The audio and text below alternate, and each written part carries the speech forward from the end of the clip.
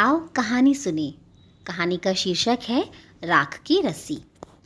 लोनपोगार तिब्बत के 32वें राजा सोन गवसेन गाम्पो के मंत्री थे। वे अपनी चालाकी और हाजिर जवाबी के लिए दूर दूर तक मशहूर थे। कोई उनके सामने टिकता ना था। चैन से जिंदगी चल रही थी, मगर जब से उनका बेटा बड़ा हुआ था, उनके लिए चिंता का विषय बना हुआ था।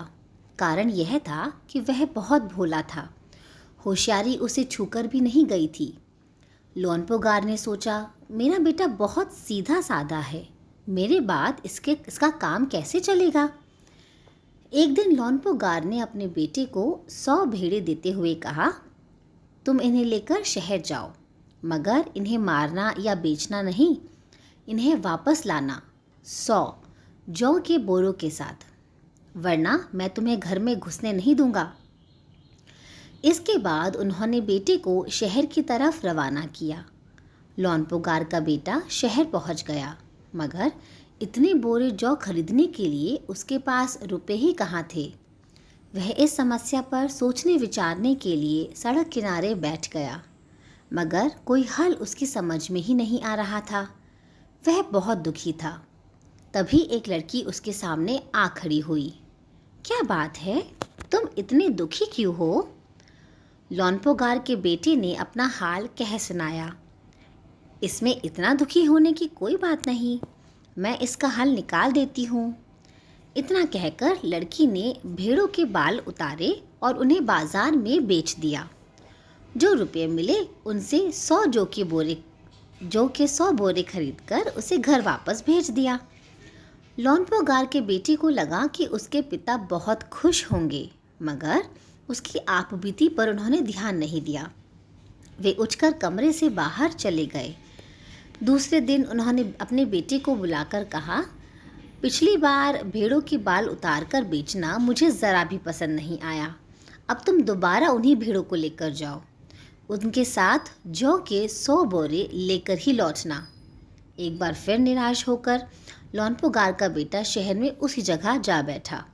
ना जाने कि उसे यकीन था कि वह लड़की उसकी मदद के लिए ज़रूर आएगी, और हुआ भी कुछ ऐसा ही।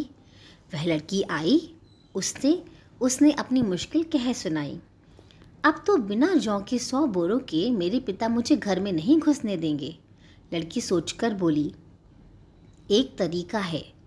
उसने भेड़ों के सींग काट दिए, उन्हें बेचकर जो रुपये मिले उनसे 100 बोरे जौ खरीदे। बोरे लोनपोगार के बेटे को सौंपकर लड़की ने उसे घर भेज दिया। भेड़े और जौ के बोरे पिता के हवाले करते हुए लोनपोगार का बेटा खुश था। उसने विजयी भाव से सारी कहानी कह सुनाई। सुनकर लोनपोगार बोले, उस लड़की से कहो कि हमें 9 हाथ लंबी राख की रस्सी बना कर दे। उनके बेटे ने लड़की के पास जाकर पिता का संदेश दोहरा दिया। लड़की ने एक शर्त रखी, मैं रस्सी बना तो दूंगी, मगर तुम्हारे पिता को वह गले में पहननी होगी। लोनपोगार ने सोचा, ऐसी रस्सी बनाना ही असंभव है, इसलिए लड़की की शर्त मंजूर कर ली। अगले दिन लड़की ने 9 हाथ लंबी रस्सी ली, उसे पत्थर के सिल पर रखा और जला दिया। रस्सी जल गई, मगर रस्सी के आकार की राख बच गई। उसे वह सिल समेत लोनपोगार के पास ले गई और उसे पहनने के लिए कहा। लोनपोगार रस्सी देखकर चकित रह गए। वे जानते थे कि राख की रस्सी को गले में पहनना तो दूर, उठाना भी मुश्किल है। हाथ लगाते ही वह टूट जाएगी। लड़की की समझदारी के सामने उनकी अपनी चालाकी धरी रह गई।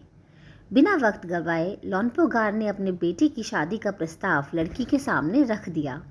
धूमधाम से उन दोनों की शादी हो गई।